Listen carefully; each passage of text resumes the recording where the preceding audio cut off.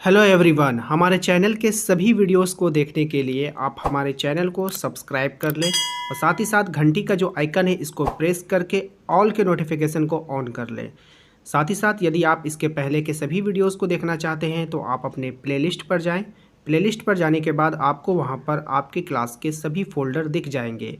आप जिस भी क्लास में पढ़ते हैं या जिस भी वीडियो को देखना चाहते हैं आप उस फोल्डर को ओपन कर सकते हैं। फॉर एग्जांपल, यदि आप क्लास 8 के टर्म 2 वाले वीडियोस को देखना चाहते हैं तो ऊपर वाले फोल्डर को क्लिक करेंगे, आपको वहां पर सभी वीडियो दिख जाएगा।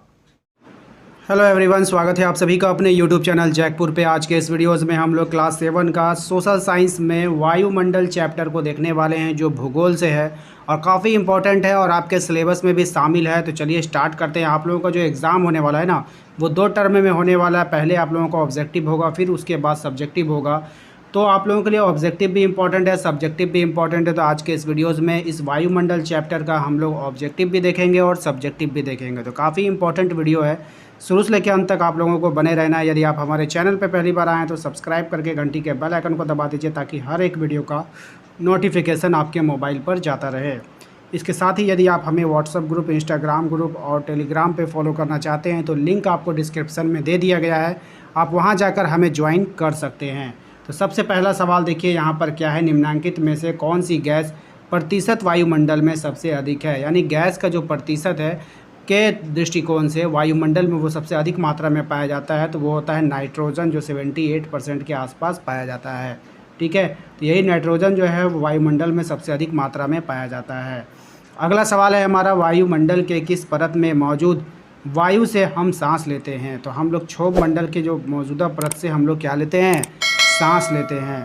अगला सवाल है हमारा, वायुमंडल में कौन सी परत हवाई जहाज़ उड़ाने के लिए उत्तम मानी गई है। तो वायुमंडल में कौन सा परत, समताप मंडल जो है वो हवाई जहाज़ उड़ाने के लिए सबसे उत्तम माना गया है। इसके बाद हमारा अगला सवाल है कि वायुमंडल की परतों में जब ऊपर जाते हैं तो वायु दाब क्या होता है, घटता है कि बढ़ता है। तो ऊपर जाने पर वायुमंडलीय दाब क्या होगा, घट जाएगा।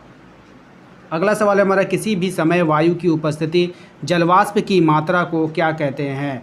तो किसी भी समय में वायु की उपस्थिति में जलवाष्प की मात्रा को आर्द्रता कहते हैं। क्या कहते हैं, आर्द्रता कहते हैं। अगला सवाल है हमारा, वायुमंडल की कौन सी परत सबसे महत्वपूर्ण होती है। तो क्षोभ मंडल सबसे महत्वपूर्ण होती है। तापमान को मापने की मानक इकाई क्या है। तो डिग्री सेल्सियस में तापमान को मापा जाता है। अगला सवाल है हमारा, पानी जमता है कितने डिग्री सेल्सियस पे। तो 0 डिग्री सेल्सियस पे पानी क्या होता है, जम जाता है। वायुमंडलीय दबाव मापने वाले उपकरण को क्या कहते हैं। तो बैरोमीटर कहा जाता है। अगला सवाल है हमारा, भारत के उत्तरी क्षेत्र में गर्म एवं शुष्क स्थानीय पवन को क्या कहते हैं। तो उसे हम लोग लू कहते हैं। आर्द्रता मापने वाले यंत्र को क्या कहते हैं। तो हाइग्रोमीटर कहलाता है। काफ़ी इंपॉर्टेंट है, याद रखिएगा। वर्षण का दूसरा रूप क्या है। तो वर्षण का दूसरा रूप होता है हिम।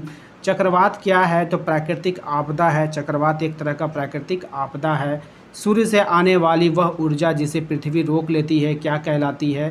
तो आतपन कहलाती है। नेक्स्ट है हमारा, 100 डिग्री सेल्सियस पर पानी का क्या होगा। तो 100 डिग्री सेल्सियस पर पानी उबलने लगता है। निम्नलिखित में से आपको मिलान करना है, आपको देख लीजिएगा, सभी को एक दूसरे से मिला दीजिएगा। जैसे लू क्या है, स्थानीय पवन है। व्यापारिक पवन किसको कहते हैं, स्थानीय पवन को। मानसून क्या है, एक मौसमी पवन है। और आपतन क्या है, सूर्य से आने वाली ऊर्जा है। तो इस तरह से इसको मिलान कर लीजिएगा आप। इसके बाद यदि हम क्वेश्चन आंसर पे आते हैं तो क्वेश्चन आंसर में आप लोगों का पहला क्वेश्चन जो है आप लोगों से पूछा गया है कि वायुमंडल किसे कहा जाता है। तो पृथ्वी के चारों ओर कई 100 किलोमीटर की मोटी व्याप्त गैसीय आवरण को वायुमंडल कहा जाता है। पृथ्वी की आकर्षण शक्ति के कारण ही वायुमंडल इसके साथ टिका है। पृथ्वी की सतह पर विभिन्न प्रकार के जीवों का अस्तित्व इसी वायुमंडल के कारण संभव हो पाया है।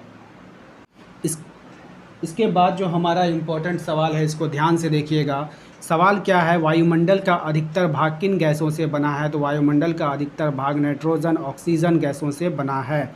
अगला सवाल है हमारा, वायुमंडल में कौन सी गैस हरित गृह प्रभाव पैदा करती है।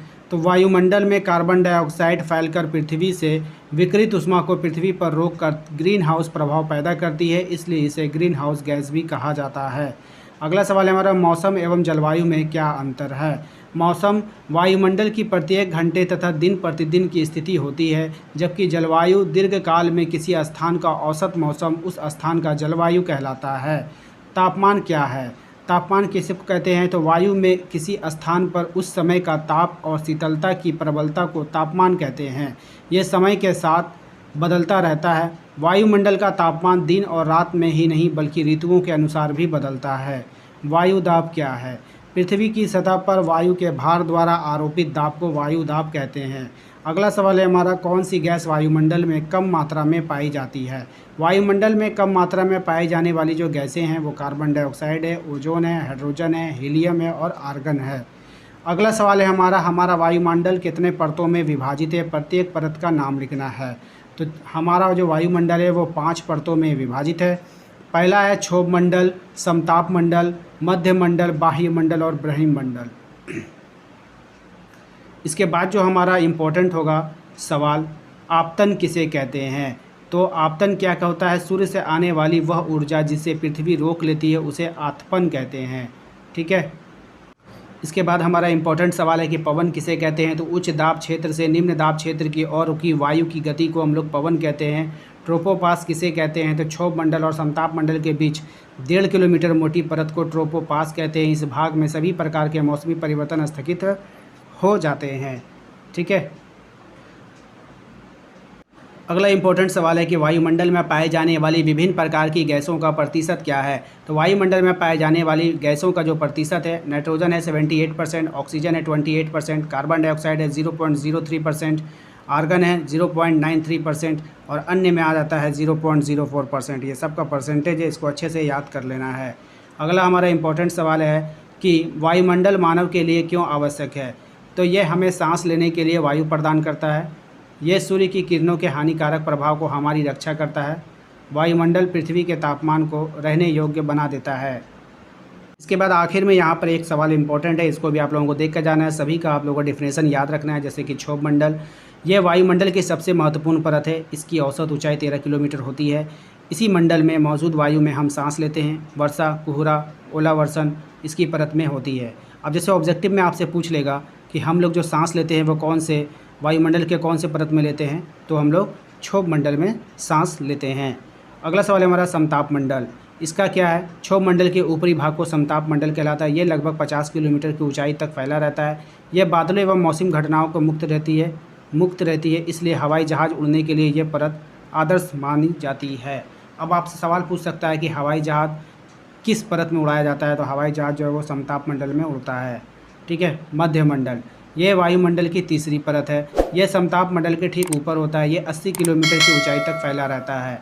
ठीक है। उसके बाद है बाह्य मंडल। इस मंडल में तापमान अधिक बढ़ता है। ये 80 से 400 किलोमीटर तक फैला रहता है। ये परत रेडियो संचार के लिए उपयोगी होता है। तो रेडियो संचार के लिए कौन सा उपयोगी होता है? तो बाह्य मंडल। उसके बाद है हमारा ब्रह्मी मंडल।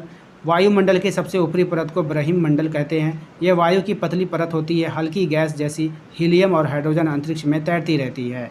ठीक है। समझ में आ गया आप लोगों को? उम्मीद करते हैं कि आप लोगों को आज का ये वीडियो अच्छा लगा है। वीडियो अच्छा लगा है तो एक लाइक कर दीजिएगा। चैनल पे यदि पहली बार आएँ तो सब्सक्राइब करके घंटी के बेल आइकन को दबा दीजिए ताकि हर एक वीडियो को नोटिफिकेशन आपके मोबाइल पर जाता रहे। इसके साथ ही डिस्क्रिप्शन को जरूर चेक कीजिए, वहाँ पर आपको सभी चीज़ का लिंक मिल जाएगा। तो एक बार डिस्क्रिप्शन में जाइए। मिलेंगे अपने अगले वीडियो में। Thank you.